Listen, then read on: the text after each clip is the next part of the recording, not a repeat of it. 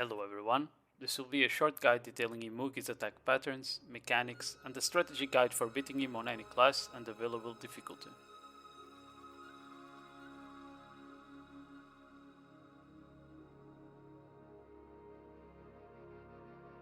To give a brief summary of the fight, this fight consists of two major phases, where Imoogi is for the most part untargetable. During the first phase, to be able to hit him, you need to first hit the lantern in the middle of the arena until he's under 90% HP. If he retreats, you'll have to repeat the process until you kill him. Once his HP is depleted, a cutscene will play and he'll go into his second phase. During this phase, to make him targetable, you'll have to perform a different mechanic after every damage phase, until you manage to kill him.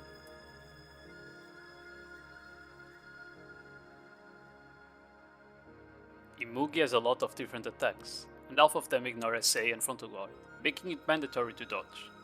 The attack patterns are the same between first and second phase, but they're much stronger, so we'll focus on the second phase attacks.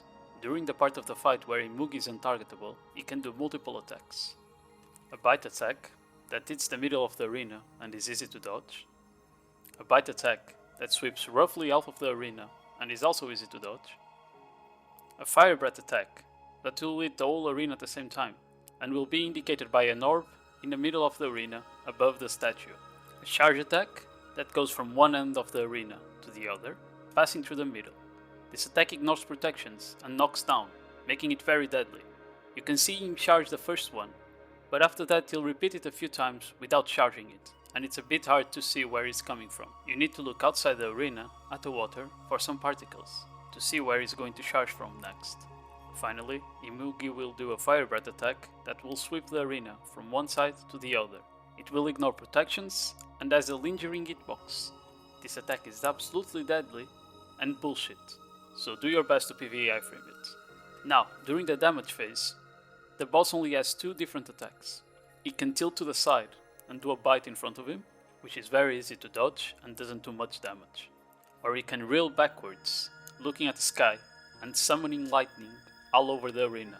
He'll then follow it up with a fire breath attack in a line in whichever direction he's facing. Finally, during both phases, lightning will be constantly falling down, indicated by a blue or red circle. The blue circles will only summon lightning once, however the red circles will summon lightning 3 times in the same spot. For mechanics, you need to know how to transition into damage phases. During the first part of the fight, you just need to hit the middle lantern, putting it to 90% HP, which will cause the boss to come near the edge so you can damage him. If you can't kill him in one rotation, you just repeat the same process until he comes back to the edge and you can kill him. As for the second part, you need to know a lot more mechanics. First of all, look at the edge of the arena. You'll see some black clouds raining into the ground, leaving a black shadow under it.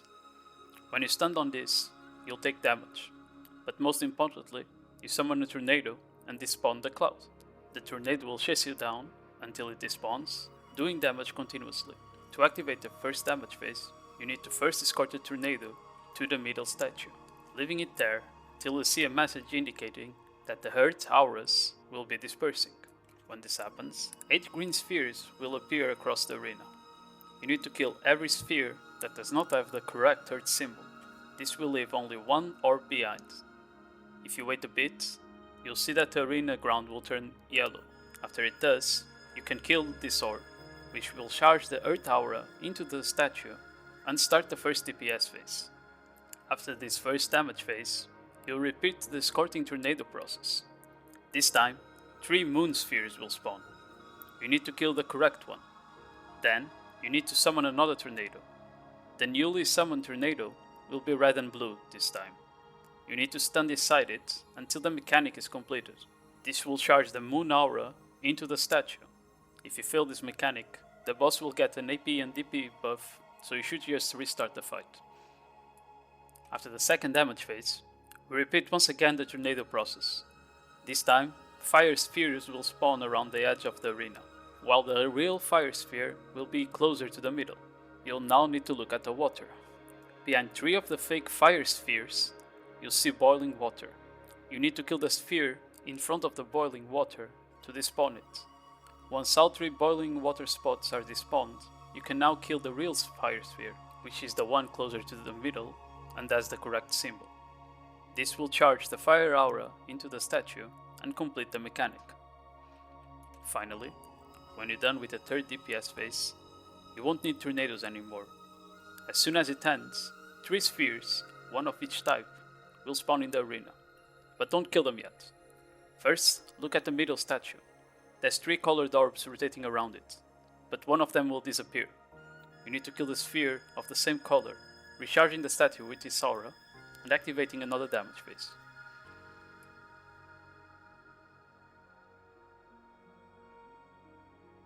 As for the strategies to apply in this fight, I don't have much to say. Because you won't have anything to damage for most of the fight, just focus on dodging instead. Don't summon any extra tornadoes while you're doing the mechanics, as they'll outgrieve your damage phases. During these damage phases, hug the boss on the edge of the arena. Most of his attacks will miss you if you stay at minimal distance, and you can just focus on DPS. However, the lightning attacks can be scary during this phase. Some will just home in on you and make damaging the boss really hard. Try to constantly move from one side to the other of the boss, so the lightning can't hit you all the time. Besides this, just be sure to look around outside the arena when you don't know where the boss is, and good luck to everyone on your fights.